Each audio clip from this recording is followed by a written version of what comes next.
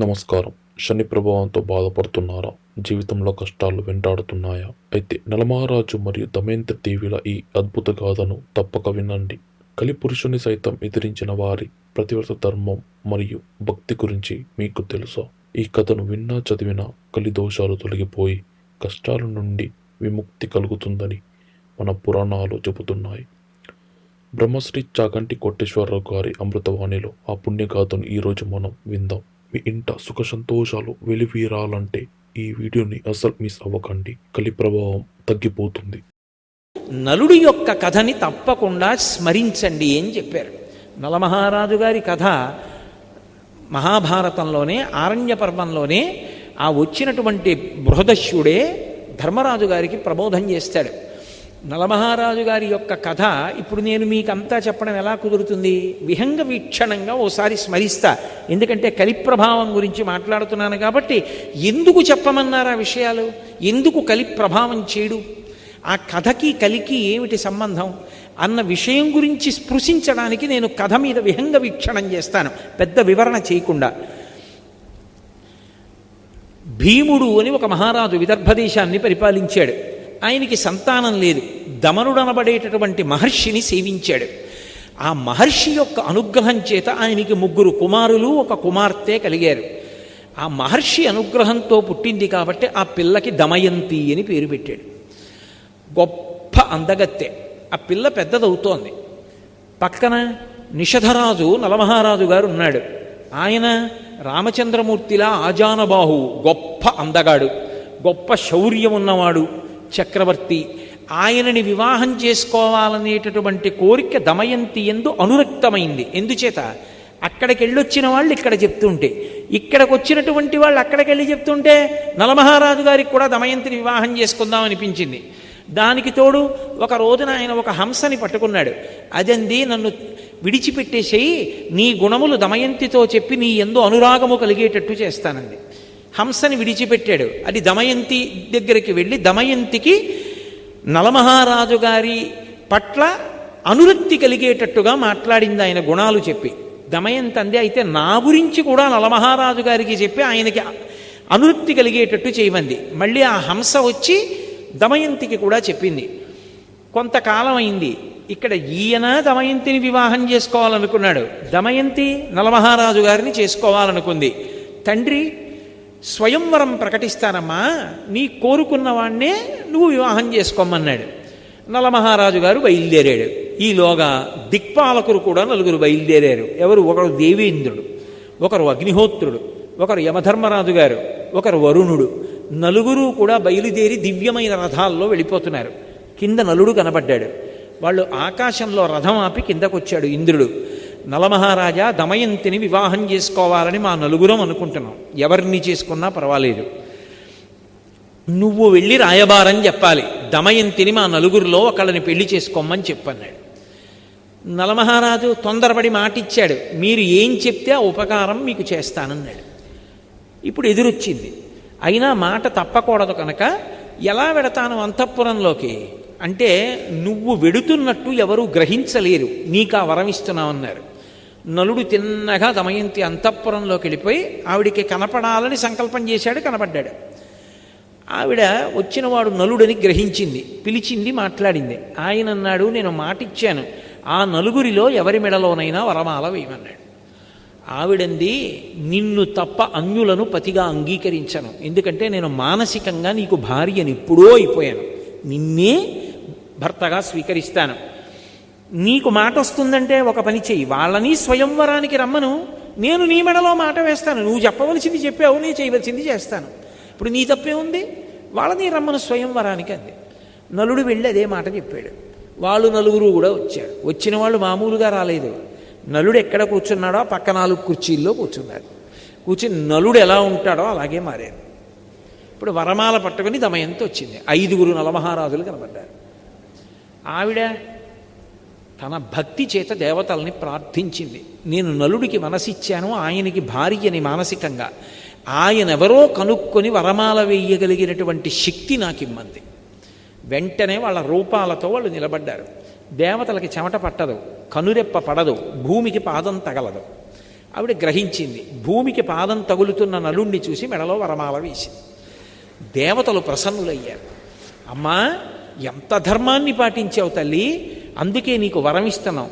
ఇంద్రుడు అన్నాడు, నువ్వు ఎక్కడ యజ్ఞం చేసినా నేను వస్తాను. అగ్నిహోత్రుడు అన్నాడు, నువ్వు సంకల్పం చేస్తే నేను వస్తాను. వరుణ్ అన్నాడు, నువ్వు ఉన్న చోట నీటికి లోటు ఉండదు, నువ్వు పిలిస్తే నేను వస్తాను. యమధర్మరాజు గారు అన్నాడు, నీ మనసు ధర్మమునందు ప్రవర్తించుగాక అన్నాడు. నలుగురు ఇంటికి తిరిగి వెళ్ళిపోతున్నారు వాళ్ళ లోకాలకి. కలిపురుషుడు ఎదురొచ్చాడు. కలిపురుషుణ్ణి చూసి వీళ్ళ నలుగురు అడిగారు, నువ్వెక్కడికి వెడుతున్నావు అని అడిగారు. దమయంతిని వివాహం చేసుకోవాలనుకుంటున్నాను, వెడుతున్నాను అన్నాడు. అంటే వాళ్ళన్నారు, దమయంతి స్వయంవరం ఎప్పుడూ అయిపోయింది నలమహారాజు గారితో, ఇప్పుడు నువ్వు వెళ్ళి ఏం చేస్తావన్నారు. ఆయన రాశీభూతమైన క్రోధం కలి లోపలికి ఆవహించాడా. మీతో నేను ఇందాక చెప్పానే, ఆలోచన మారుతుందంతే, జీవుణ్ణి పాపభూయిష్టం చేస్తాడు. అందుకని ఆయన అన్నాడు, ఎలా సుఖపడతాడో చూస్తాను. పెళ్లి చేసుకున్నది సుఖపడడానికి కాదు, ఎలా సుఖపడతాడో చూస్తాను. దమయంతిని నలుడితో కలిసి సంతోషంగా ఉండకుండా చేస్తాను అని ఆయన ప్రయత్నాలు ఆయన ప్రారంభం చేశాడు. ఈలోగా నలమహారాజు గారికి దమయంతి యందు ఇంద్రసేనుడు, ఇంద్రసేన అని ఒక కొడుకు కూతురు పుట్టారు. ఆ రోజుల్లో పేర్లు అలా అన్నా చెల్లెలకి ఒకలా ఉండేట్టు పెట్టడం అప్పుడే ప్రారంభమైందిలా ఉంది. ఇంద్రసేనుడు, ఇంద్రసేన అని పేరు పెట్టారు. ఈలోగా కలిపురుషుడు నలమహారాజు గారి యొక్క జ్ఞాతి, పెదనాన్నగారి కొడుకు, ఆయన దగ్గరికి వెళ్ళాడు. వెళ్ళి ఆయన్ని కలుసుకుని, రాజ్యం అంతా నీకు వచ్చేట్టు చేస్తాను, నాతో రమ్మన్నాడు. ద్వాపరుణ్ణి పిలిచాడు, నువ్వు పాచికలలోకి ప్రవేశించు, నేను నలమహారాజులోకి ప్రవేశిస్తాను. నలమహారాజు యందు ధర్మమునందు అనురక్తి తగ్గి ఇతర విషయముల యందు అనురక్తి పెరుగుతుంది. అప్పుడు సర్వనాశనం చేస్తాను. బయలుదేరమన్నాడు. అందరూ బయలుదేరి వచ్చారు. వచ్చిన తరువాత నలమహారాజులోకి ప్రవేశించాలంటే అవకాశం ఏది? ఎందుకు ప్రవేశించలేకపోయాడో అక్కడ చెప్పాడు బృహదశ్యుడు. ఆయన ఎప్పుడూ పుణ్యం గురించి ఆలోచిస్తాడు, పాపమునకు వశుడు కాడు. ఇందాక నేను మీతో మనవి చేయడానికి కారణం అది. ఆయన కోపంతో ఆలోచించాడు, ప్రేమతో ఆలోచిస్తాడు. అందుకు పరిష్కారం ఉంటుంది, తాను శాంతిగా ఉంటాడు. పుణ్యం గురించి ఆలోచిస్తాడు, నాకు పాపం వస్తుందేమో అని భయపడతాడు. అందుకని పాపచింతనతో కూడుకున్న పనివైపుకి వెళ్ళడు. ఎప్పుడూ జపం చేస్తూ ఉంటాడు. జపం చేస్తున్న వాడికి ఏమవుతుందంటే నాడీమండలం అంతా కూడా ప్రచోదనమై పరమశాంతిగా ఉంటాడు. ఇప్పుడు తపస్సు చేస్తూ ఉంటాడు, అగ్నిని ఆరాధిస్తాడు, మంచి విషయాలు వింటూ ఉంటాడు. అందుకని కలిపురుషుడు నలుడిలోకి వెళ్ళలేకపోయాడు. ఎక్కడో అక్కడ దొరకపోతాడా? ఇది పగంటే, ఇది కలిపురుషుడు అంటే. ఎదురు చూస్తున్నాడు. 2 బిడ్డలు కూడా పుట్టేశారు, అయినా ఎదురు చూస్తూనే ఉన్నాడు. సుఖపడకుండా చేసేయాలి. ఇప్పుడు ఒక రోజున మూత్ర విసర్జన చేసి నలమహారాజు గారు కాళ్ళు కడుక్కోలేదు. ఏదో అత్యవసరమైన పని ఉండి కాళ్ళు కడుక్కోకుండా బయటకు వచ్చాడు. మూత్ర విసర్జన చేసి కాళ్ళు కడుక్కోకపోతే వెంటనే అశౌచం వచ్చేస్తుంది. శమంతకోపాఖ్యానంలో అది చేస్తేనే కదా మరణించాడు ప్రసేనుడు. అందుకని కాళ్ళు కడుక్కోకుండా బయటకు వచ్చాడు. అపవిత్రంగా ఉన్నాడు కాబట్టి కలిపురుషుడు ప్రవేశించాడు. ప్రవేశించగానే ద్వాపరుడు వచ్చి జూదానికి పిలిచాడు. కలిపురుషుడి స్నేహితుడు. జూదమునందు అనురక్తి కలిగి జూదాన్ ఆడదాం అంటే వద్దనకూడదు, రాజధర్మం అని వెళ్ళి కూర్చున్నాడు నలమహారాజు. ఎక్కడో అక్కడ ఆపగలిగేవాడు, కానీ కలిపురుషుడు లోపల ప్రవేశించేశాడు.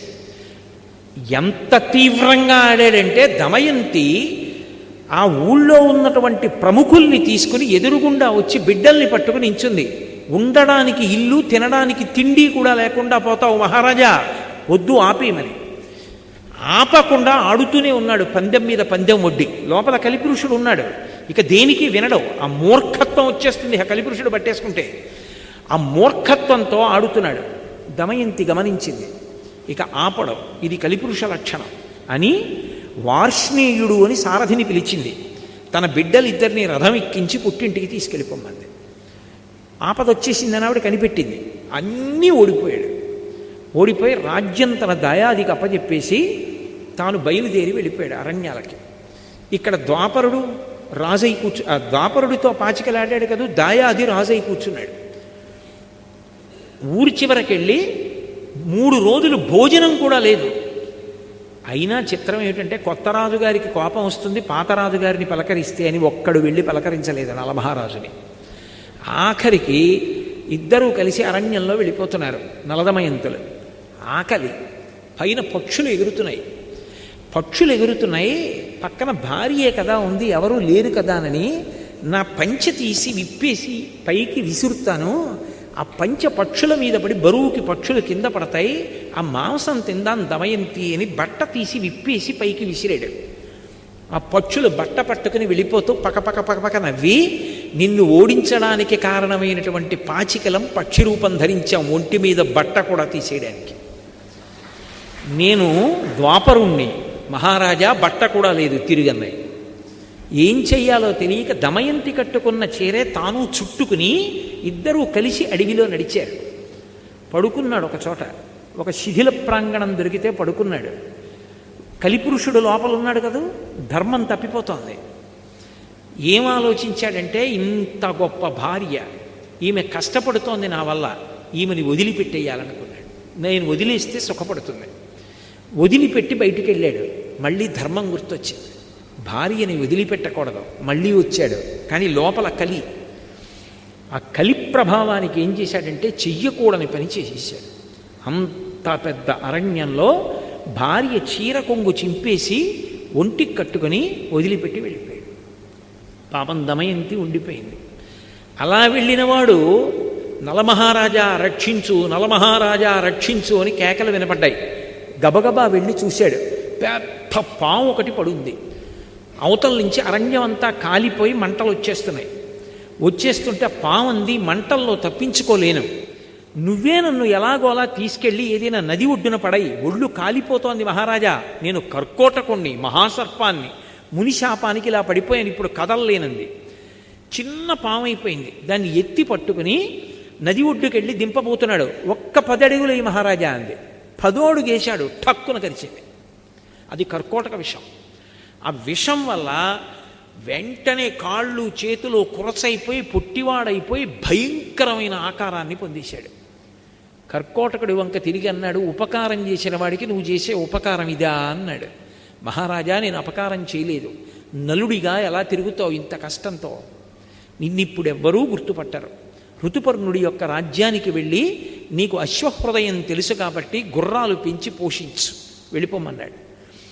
కానీ ఒక వరం ఇస్తున్నాను, ఎప్పుడైనా నువ్వు తలుచుకుంటే దివ్య వస్త్రం వస్తుంది, అది కప్పుకుంటే నీలో ఉన్నటువంటి నా విషం తొలగిపోతుంది, నీకు యథారూపం వచ్చేస్తుంది, రాజ్యం కూడా పొందుతావు, బయలుదేరమన్నాడు. బాహుకుడు అని పేరు పెట్టుకుని నల్లగా పుట్టివాడై ఋతుపర్ణుడి యొక్క రాజ్యానికి వెళ్ళిపోయాడు. పాపం దమయంతి నిద్ర లేచింది, భర్త లేడు, ఒక్కత్తి కీకారుణ్యం, కాకులు కూడా దూరని అరణ్యం తిరుగుతోంది. ఇంతలో ఎట్నుంచో ఒక పెద్ద కొండచిలవ వచ్చి పట్టుకుంది ఆవిడ. ఇక కొండచిలవ ఆవిడ్ని గ్రసించబోతుండగా ఓ కిరాతుడు వచ్చి కొండచిలవని సంహరించి ఈవిడ్ని కాపాడాడు. స్నానం చేసి వచ్చి సేద తీరింది, ఆవిడికి పళ్ళు తేనె ఇచ్చాడు, తింది. అంతలో అతని యందు పుట్టకూడని కోరిక పుట్టింది. ఆమెని భార్యగా స్వీకరిస్తానని ఆమె యొక్క పొందు కోరాడు. వెంటనే ఆమె, నేను మహాపతివ్రతనైతే వీడు నిలువున దగ్ధమగుగాక అంది. ఆ కిరాతుడు మరణించాడు. ఆ తల్లి వెతుక్కుంటూ వెడుతుంటే వర్తక బృందం కనపడింది. అమ్మయ్య కనపడ్డారు కదా అని, మహాప్రభో నేను నలుడి భార్యని దమయంతిని, కష్టాల్లో ఉన్నాను, నలుడిని చూశారా అని అడిగింది. ఈ అరణ్యంలో పులులు చూసాం, సింహాలు చూసాం, నలుడిని చూడలేదమ్మా, ఇక్కడ ఒక్కదానివి ఆడదాని ఉండకూడదు, మాతో వచ్చేసి మేము చీది రాజ్యానికి వెడుతున్నాము అన్నారు. అక్కడ సుబాహుపురం అని ఉంది, అక్కడికి వెడతామన్నారు. సరేనంది. వెడుతుంటే ఏనుగుల గుంపు వచ్చి అందరినీ చంపేసింది, వర్తకుల్ని. ఆవిడంది, విధి అంటే ఇంత విచిత్రంగా ఉంటుంది, చచ్చిపోవాలనుకున్న నన్ను ఏనుగులు వదిలేసాయి, నా అంత నేను చచ్చిపోకూడదు, ఆత్మహత్య దోషం, ఏనుగు చంపేస్తే గొడవ వదిలిపోను, నా జోలికి రాలేదు, బతుకుదాం అనుకున్న వాళ్ళని చంపేశాయి. ఎవరో ఒకరిద్దరు బ్రాహ్మణులు మిగిలేరు, వాళ్ళతో కలిసి సుబాహుపురం వెళ్ళింది. ఆ వీధిలో ఆకలితో ఏడుస్తూ నడుస్తోంది. కలి ప్రభావం, అన్ని కష్టాలు పడాలి. వస్తుంటే రాజమాత చూసింది పైనుంచి, ఎవరు చంద్రబింబల్లా ఉందా పిల్లని పిలిపించింది. ఏమమ్మా నిన్ను చూస్తే రాచపుత్ర స్త్రీలా ఉన్నావు, ఇంత కష్టంలో ఉన్నావు, నా అంతఃపురంలో ఉండమంది. నిన్ను చూస్తే నాకు ఎందుకో మనసు స్పందిస్తోంది, ఏదో బంధుత్వం ఉందనిపిస్తోంది, నా దగ్గర ఉండండి. అమ్మా నేను సైరింధ్రీ కార్యాలు చేయను, పరపురుషుల దగ్గరికి వెళ్ళను, ఇతర కాళ్ళు పట్టను, ఎంగిలి తినను, అలా అయితే ఉంటానంది. సరే ఉండమంది ఆవిడ. రాజమాత అంతఃపురంలో ఉంటోంది పాపం. అక్కడ నలుడు ఋతుపర్ణుడు ఒక మహారాజు. ఆ ఋతుపర్ణుడి యొక్క సేవలో అశ్వహృదయం తెలుసున్నవాడు కాబట్టి లొంగని గుర్రాల్ని లొంగ తీసుకుని రథచోదనం చేస్తూ బతుకుతున్నాడు. అలా బతుకుతుంటే ఇక్కడ ఎన్నాళ్ళు ఉంటుంది ఈవిడిలా పాపం. ఒకనాడు తండ్రి భీమకుడికి ఆలోచన వచ్చింది. భీముడికి నా కూతురు ఎక్కడుందో వెతికి పట్రమ్మని బ్రాహ్మణుల సమూహాల్ని పంపాడు. అందులో ఒక సుదేవుడు అనబడేటటువంటి బ్రాహ్మణుడు ఈ పురానికి వచ్చాడు, సుబాహుపురానికి వచ్చి అంతఃపురంలో దమయంతిని కనిపెట్టాడు. అమ్మ, ఆవిడ కనుబొమల మధ్యలో ఒక పుట్టుమచ్చ ఉంది, అది చతుర్ముఖ బ్రహ్మగారు సృష్టిలో ఆవిడికి మాత్రమే పెట్టాడు. ఆవిడ దమయంతి, మహాపతివ్రత, నలమహారాజు ఇల్లాలు, కష్టాలలో ఉండి ఇక్కడ ఉందమ్మా అన్నాడు. దమయంతికి నీళ్ళిచ్చి ముఖం కడుక్కోమన్నారు. కనిపెట్టారు, అవును మహాతల్లి మహాపతివ్రత దమయంతి అని. అప్పుడు ఆ రాజమాత చెప్పింది, అయ్యో తల్లి, నిన్ను చూస్తే నా హృదయం ఎందుకు స్పందించిందో అర్థమవుతోంది. నీ తల్లి నేను అక్క చెల్లెళ్ళాం కాబట్టి నువ్వు నాకు కూతురు అవుతావు అంది. పుట్టింటికి ఎడతానంది, బయలుదేరింది, పుట్టింటికి వెళ్ళిపోయింది. ఇక్కడ నలుడు సృష్టిలో ఎవరూ గుర్తుపట్టలేరు. అంత మరుగుజ్జు వాడిపోయి కాళ్ళు చేతులు వంకర్లు తిరిగిపోయి ఉన్నాడు. చిత్రనళీయంలో అంటాడు కవి, భయద కోదండ ఖడ్గముల్ పట్టు వీరుడు గరిటయూ క్రొవియూ పట్టెనీడు విపుల కేసరి నక్కట పిల్లి చేసే అధమ విధమున ఇట్టిదే విధికృతంబు అంటాడు. కోదండాలు ఖడ్గాలు పట్టుకుని యుద్ధం చెయ్యవలసినటువంటి వాడు వంటశాలలో కూర్చుని వంటలు చేస్తున్నాడు నలుడు. ఆయనకి గుర్రాలని పెంచడం తెలుసు, వంటలు చేయడం తెలుసు. అందుకే నలభీమ పాకం అంటూ ఉంటారు. వంట చేసి పెడుతున్నాడు మహారాజుకి. సరే, కాలం గడిచిపోయింది. ఆ వార్ష్ణేయుడు అంటే ఆ పిల్లలిద్దరినీ పుట్టింట్లో దింపేసినటువంటి సారథి నలుడితోటే ఉన్నాడు. కానీ ఆయనకి తెలియదు బాహుకుడే నలుడని. ఆలోచించి ఆలోచించి ఆలోచించి తన భర్తని ఎలా కలుసుకోవాలి అని ఒక రోజున దమయంతి తన తల్లి దగ్గరికి వెళ్ళి అంది, అమ్మా, ఎంతకాలం నా భర్తని కలవకుండా ఇలా ఉంటాను అని బ్రాహ్మణుల్ని పిలిపించి మీరు ప్రతి రాజ్యానికి వెళ్ళండి, సభలో నిండు సభలో ప్రశ్న వెయ్యండి, ఈ లోకంలో ఏ భర్త అయినా బిడ్డల్ని పొందినటువంటి వాడు మహాపతివ్రత, ఏమీ తెలియని అమాయకురాలైన ఇల్లాలు తన యందు ప్రేమ కలిగిన దాన్ని ఆమె బట్టలో ముక్క చింపి తాను కట్టుకొని రాత్రికి రాత్రి మహదారణ్యంలో భార్యని విడిచిపెట్టి వెళ్ళిపోయిన పురుషుడున్నాడా అని ప్రశ్న వెయ్యండి. ఒకవేళ నలుడు సభలో ఉంటే లేచి జవాబు చెప్తాడు. ఎవ్వరూ చెప్పకపోతే ఆ రాజ్యంలో నలుడు లేడు. బ్రాహ్మణుల్ని పంపింది. అన్ని రాజ్యాలకి వెళ్ళి అడుగుతున్నారు. ఋతుపర్ణుడి రాజ్యానికి కూడా వెళ్ళి ఒక బ్రాహ్మణుడి ప్రశ్న వేశాడు. ఏమీ మాట్లాడలేదు ఎవరు. కానీ ఆయన రాత్రి విశ్రాంతి తీసుకుంటూ ఉండగా బాహుకుడు అన్న పేరుతో ఉన్న నలుడు ఆయన దగ్గరికి వచ్చాడు. వచ్చి అన్నాడు, మహాపతివ్రత అయినటువంటి స్త్రీ భర్త ఏ కారణం చేత పొరపాటు చేశాడో తెలుసుకోకుండా నింద చేస్తుందా? అలా చెయ్యొచ్చా? అలా చేస్తే ఇహమునందు భర్తతో సుఖములుంటాయా? పరలోకముల యందు సుఖములుంటాయా? ఇలా చెయ్యవచ్చా అని వెళ్ళిపోయాడు. బ్రాహ్మణుడు లేచి విన్నాడు. విని వెనక్కి వచ్చి ఇదే చెప్పాడు. అమ్మ, నలుడు కనపడలేదు, బాహుకుడని ఒక ఆయన ఉన్నాడు, నల్లగా పొట్టిగా చేతులు కాళ్ళు ఇలా కుంచుకుపోయి గూనిలా ఉంటాడు, అతని ఈ మాట అడిగాడు. నలుడే. దమయంతి నమ్మింది. ఏదో కారణం ఉంది అలా ఉన్నాడు. ఎలా? బాహుకుడిని ఇక్కడికి పిలిపించడం. ఆవిడంది, అశ్వవిద్య తెలుసున్నవాడు నలుడు ఒక్కడే. ఒక్క రాత్రి ప్రయాణంలో తెల్లవారేటప్పటికీ ఈ పురానికి రథం రావాలంటే తోలగలిగిన వాడు నలుడు ఒక్కడే. అందుకే దమయంతీదేవికి ద్వితీయ స్వయంవరం జరుగుతోందని ఋతుపర్ణుడు ఒక్కడికి కబురు చేయండి. ఋతుపర్ణుడు బయలుదేరి వస్తాడు. రథం రాదు తెల్లవారేటప్పటికి ఊరు, నలుడు నడపాలి. నలుడు అక్కడుంటే పిలుస్తాడు. అశ్వహృదయం తెలుసు కాబట్టి రాజు రథం నడపమంటాడు. అప్పుడు వచ్చిన రథం వచ్చేస్తే నలుడే నడిపాడు రథం, మనం కనిపెట్టచ్చని. ఒక్క ఋతుపర్ణుడి రాజ్యానికి వెళ్ళి చెప్పారు. అందరికీ చెప్పారనుకున్నాడు ఋతుపర్ణుడు. దమయంతీదేవి ఏమిటి అంత పతివ్రత, ఇద్దరు బిడ్డలు ఉన్నది, ద్వితీయ స్వయంవరం ఏమిటి, మళ్ళీ పెళ్లి చేసుకోవడం ఏమిటి? తెల్లబోయాడు. తెల్లబోయి తమాషా చూడాలని ఋతుపర్ణుడు నలుడిని పిలిచాడు. తెల్లవారేటప్పటికి మనం చేరం విదర్భ, కానీ నువ్వు అశ్వహృదయం తెలుసున్నవాడివి, నువ్వు నడపగలవు రథాన్ని, మనం బయలుదేరదాం, తెల్లవారేటప్పటికి దమయంతి స్వయంవరానికి వెళ్ళాలి, రథం నడుపన్నాడు. ఇదేమి తమాషా, నా భార్య ద్వితీయ స్వయంవరానికి ఒప్పుకోవడం ఏమిటి, మహాపతివ్రత చూడాలని నలుడు అనుకున్నాడు. పదండి మహారాజా అన్నాడు. పొట్టి గుర్రాలు కట్టాడు. ఈ గుర్రాలు ఎక్కడ ఎడతాయన్నాడు. చూడండి నా విద్య అన్నాడు. రథం నడుపుతున్నాడు. అబ్బో ఎంత వర్ణించారో మహాభారతంలో. వెళ్ళిపోతుంటే ఆ ఋతుపర్ణుడు పైన వేసుకున్న ఉత్తరీయం కింద పడింది. కింద పడితే ఋతుపర్ణుడు అన్నాడు, బాహుకుడా రథాన్ని ఆపు, పక్కన ఉన్న వార్ష్ణేయుడు వెనక్కి వెళ్ళి నా ఉత్తరీయం పట్టుకొస్తాడు, కింద పడింది అన్నాడు. నలుడు అన్నాడు, మహారాజా రథం ఎంత దూరం నడిచిందో తెలుసా, మళ్ళీ వెళ్ళి తిరిగి రావాలంటే 10 రోజులు పడుతుంది, అంత దూరం వెళ్ళిపోయింది. నడిచి వెళ్ళొస్తే అంత వేగంగా నడుపుతాడు నలుడు రథాన్ని. అలా నడుపుతాడు గుర్రాల్ని అలసట పొందకుండా. కొంత దూరం వెళ్ళిపోయిన తర్వాత తెల్లబోయాడు ఋతుపర్ణుడు. అబ్బా ఏమి శక్తిరా ఈ బాహుకుడిదని. బాహుకా నువ్వు గొప్పవాడు అనుకుంటున్నావు కదా, నాకు ఒక విద్యొచ్చు, ఏమిటో తెలుసా అన్నాడు. ఏమిటి మహారాజా? అక్షహృదయం తెలుసు నాకు. ఇదిగో పెద్ద రావి చెట్టు, ఇక్కడ ఒక చెట్టు కనపడుతోంది కదా, ఈ చెట్టుకి ఎన్ని కొమ్మలున్నాయో, ఎన్ని రెమ్మలున్నాయో, ఎన్ని ఆకులున్నాయో చెప్పనా అన్నాడు. చెప్పండి అన్నాడు. ఖచ్చితంగా ఇన్ని ఆకులున్నాయి, ఇన్ని కొమ్మలున్నాయి, ఇన్ని రెమ్మలున్నాయి అన్నాడు. నలుడికి అనుమానం వచ్చింది. రథం దిగి మహారాజా అలాగే కూర్చోండన చెట్టు పడగొట్టాడు. పడగొట్టి కొమ్మలు రెమ్మలు ఆకులు అన్నీ కోసి దొంతర్లు పెట్టి లెక్కెట్టారు. ఈలోగా స్వయంవరం ఇక్కడ ఆలస్యం అయిపోతోంది. నడపగలడు నలుడు, అది ఆయన శక్తి. అన్నీ లెక్క పెట్టాడు. లెక్క పెడితే ఖచ్చితంగా రాజు చెప్పినన్నే ఉన్నాయి. మహారాజా ఎలా చెప్పగలిగారని అడిగాడు. ఇదే కాదు, నేను ఏవైనా ఇలా చెప్పగలను, నాకు అక్షహృదయ విద్య తెలుసు. నీకు ఒక సంగతి తెలుసా, ఆ విద్య ఉపదేశం పొందిన వాడికి విజయమే తప్ప అపజయం ఉండదు. అంత గొప్ప విద్య. నువ్వు నన్ను మురిపించావు, తెల్లవారేటప్పటికీ రథాన్ని నడుపుతున్నావు, కాబట్టి నీకు అక్ష హృదయాన్ని ఉపదేశం చేస్తానని చెప్పి ఆ విద్యని ఉపదేశం చేశాడు. ఆ విద్య ఉపదేశం పొందితే లోపల విషం కానీ కలిపురుషుడు కానీ ఉండలేడిగా. ఆయన ఎప్పుడైతే ఆ విద్య ఉపదేశం పొందాడో నలుడు, కలిపురుషుడు బయటపడిపోయాడు. మహారాజా నిన్ని కష్టాలు పట్టిన వాడిని నేనే. ఒకప్పుడు స్వయంవరానికి వస్తుంటే స్వయంవరం అయిపోయిందని నీలో ప్రవేశించి పాచికలాడించి బాధపెట్టాను, నన్ను మన్నించన్నాడు. నలుడు కత్తి తీసి నిన్ను చంపేస్తానన్నాడు.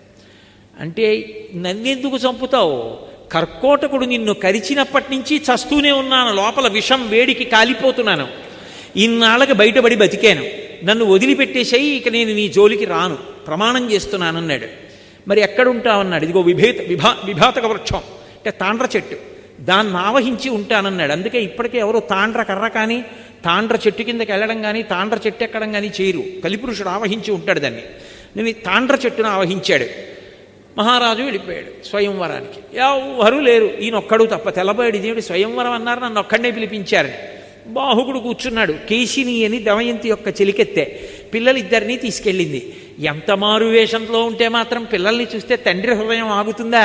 ఎత్తుకుని ఇద్దరినీ 2 తొడల మీద కూర్చోబెట్టుకుని ముద్దులాడి మురిపాలతో పొంగిపోయాడు. కేశిని గమనిస్తోంది.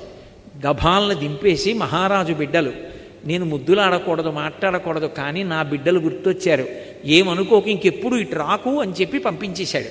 ఆవిడ వెళ్ళి దమయంతీదేవికి చెప్పింది. ఆవిడ గుర్తుపట్టింది, నలుడే బాహుకుడి రూపంలో ఉన్నాడని. పిలిపించింది. ఎదురుగుండా నిలబడి మళ్ళీ ఇదే ప్రశ్న వేసింది. అరణ్యంలో ఒక్కతే నిద్రపోతున్నప్పుడు చీర కొంగు చింపి భర్త కట్టుకుని భార్యని విడిచిపెట్టి ఒక్కదాన్ని అరణ్యంలో వదిలేసి వెళ్ళిపోయినవాడు ధర్మాత్ముడా చెప్పు బాహుక అంది. ఆయన అన్నాడు, అది ధర్మం కాదు, కానీ నా యందు కలిపురుషుడు ప్రవేశించాడు దమయంతి, అందుకని నేను ధర్మం తప్పి పొరపాటు చేశాను. నీ ఎందు కలిపురుషుడు ప్రవేశించాడు, నువ్వెందుకు ద్వితీయ స్వయంవరానికి ఒప్పుకున్నావు, తప్పు కాదా అని అడిగాడు. త్రికరణ శుద్ధిగా నాకు ద్వితీయ స్వయంవరం మీద అనురక్తి లేకపోతే నీకోసమే నేను ద్వితీయ స్వయంవరం ప్రకటించుంటే దేవతలు పలికెదరుగాక అంది. వాయుదేవుడు వచ్చి నిజం చెప్పాడు, ఆమె నీకోసమే ద్వితీయ స్వయంవరం ప్రకటించిందని. వెంటనే కర్కోటకుడిని తలుచుకున్నాడు. దివ్యవస్త్రం వచ్చింది, కప్పుకున్నాడు. నలుడైపోయాడు. నలుడైపోగానే దమయంతిని స్వీకరించాడు. చాలా సంతోషించాడు. మళ్ళీ తన రాజ్యానికి వెళ్ళాడు. దయాదిని పిలిచాడు.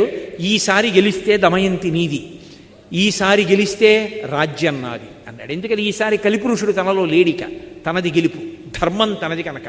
ఎక్కడ ధర్మం ఉందో అక్కడ గెలుపు. పాచికలు వేశాడు. వెయ్యగానే నలుడు గెలిచాడు. దాయాది వెళ్ళిపోయాడు. రాజ్యంతో తొలతూగాడు. అప్పుడు కలిపురుషుడు వరమిచ్చాడు. మహారాజా, నలమహారాజా, నీ యొక్క కథని ఎప్పుడైనా ఎక్కడైనా విహంగ వీక్షణంగా పద్యాలు శ్లోకాలు లేకుండా చిన్న కథగా ఒకసారి చెప్పుకున్నా సరే, ఇక కలిపురుషుడు ప్రవేశించడు.